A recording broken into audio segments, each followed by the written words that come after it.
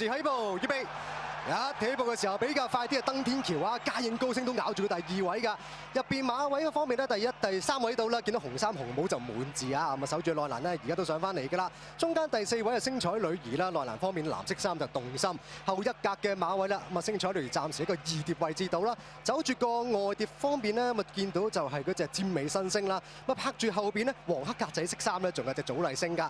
喺後邊內欄方面啦，仲有隻天使之金啦，咁啊祖德寶啦，灰馬位置係白麗星，暫時墊後個匹係最佳1刻嚟㗎。彎位轉到一半嘅階段，前邊帶緊頭咧就結果滿至登天橋呢2匹㗎。嘉應高升暫時喺個第3位，尖尾新星外邊第4，後1格祖麗星啦，入邊位置動心星彩女兒啊。好啦，入到嚟最後直路階段啦，前邊暫時突圍而出就登天橋嚟嘅。嘉應高升開始要俾落去，出邊位置係尖尾新星，大我當咗白麗星啊，最出邊仲有隻最佳1刻，最後100米，嘉應高升暫時透出嚟，入邊登天橋，再出邊就係祖麗星，接近終點100米，嘉應高升贏出珠峰錦標，跑第2名係動心，第3名好近啦！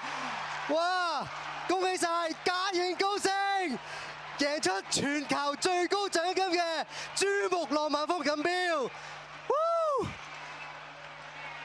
係我呢個香港馬王嘉應高升，狀態真係及時到位，攀登珠峰成功登頂，潘頓後邊啲馬追唔到上嚟啦。今日條跑道咧，跑幾場賽事都係跟前着數。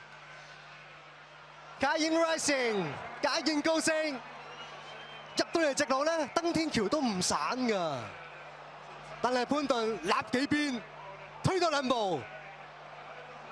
嘉應高升贏出今屆嘅珠穆朗瑪峰錦標。